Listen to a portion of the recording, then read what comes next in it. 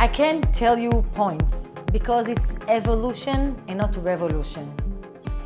All of those years, we did baby steps to get to the awareness of the Israeli society. So there is no point that I can say here, that's the point that everybody said, wow, there is gay and we love them. It's not like that. So it wasn't really so much as a sense of community. There were 1 or 2 gay bars in Tel Aviv which people would frequent, and that was more or less all there was to it. There wasn't anything near the activism that we have today. There weren't that many organizations. There was one central organization with a few offshoots, and that was really all there was going on at the time. I think that politically we've come a very, very long way since then. I mean, nowadays we have openly gay, active members of Knesset, even ministers, even in many, many parties. At that time, it was an absolutely no-go. There was nothing. I think what happened is we came from all directions. We came from television, from entertaining, from politics, from social, calling people to come out of the closet.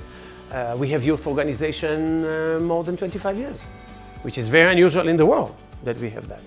It took a group of some very dedicated, crazy people like myself, and we just fell on the fence and said, well, no matter what, they're not going to discriminate against us. We have to do it.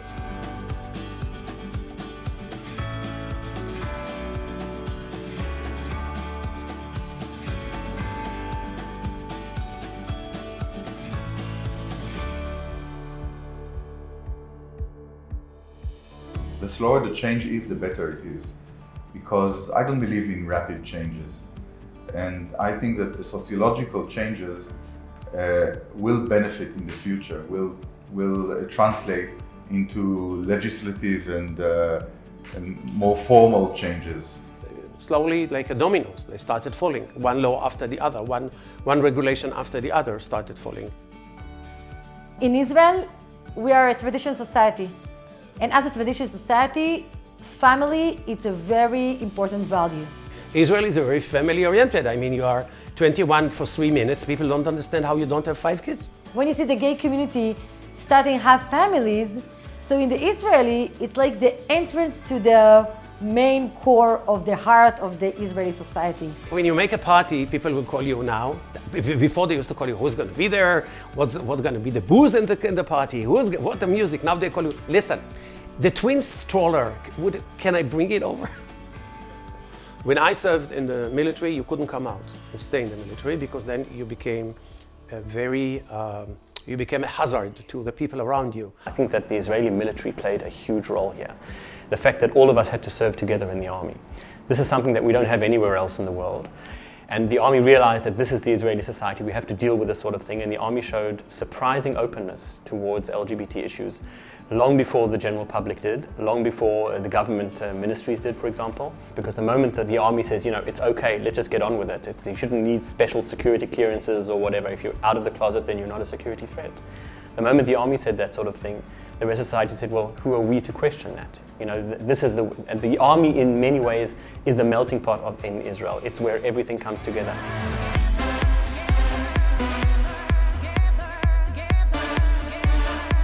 The parade in Israel are important because they bring the conversation to the open field, the open street, to the main forum of the Israeli society. You can't ignore.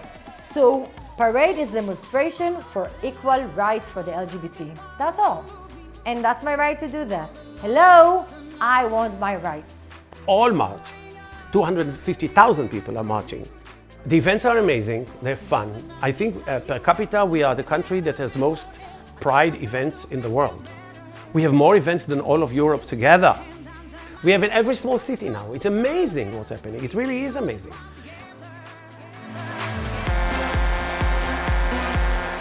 And we have out loud Hasidic music in the gay parade in Tel Aviv. אז משיח משיח, אנחנו מאמינים בני מאמינים. כל העולם כולו גשר צר מאוד. It's a song that you're familiar with here from a Jewish wedding.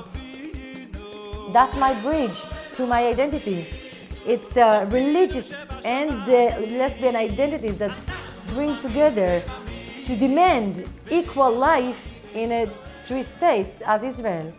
So for me, this parade is a place that I can say out loud, that's who I am. I'm religious and I'm lesbian. I grew up in Tel Aviv, and I think in the 1980s and 1990s, it wasn't a gay place. And you didn't see the gay activity and presence that you see nowadays. I mean, there wasn't much of a sense of community, at least as far as we were concerned. I've always felt like a sort of an outsider because politically I was an outsider. There wasn't any other option within the community. The first time that I told myself that I love women, I didn't say the word lesbian yet, but that I love women, I thought something can't be here. The worst thought was, I'm the only religious and lesbian in the world. There is no woman like me.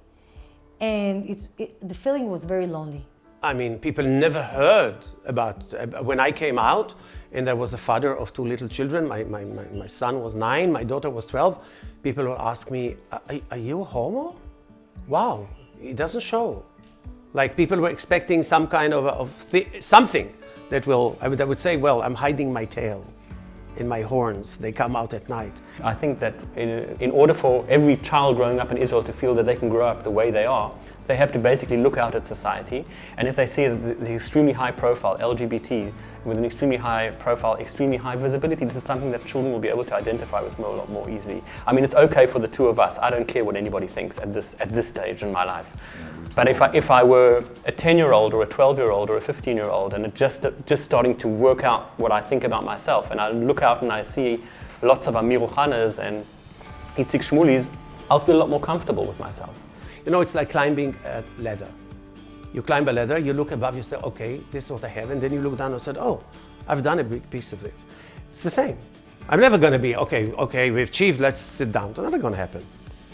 I'm doing that because it's my life. So sometimes people ask me, how do you have the power after 15 years to stay in the same passion and everything?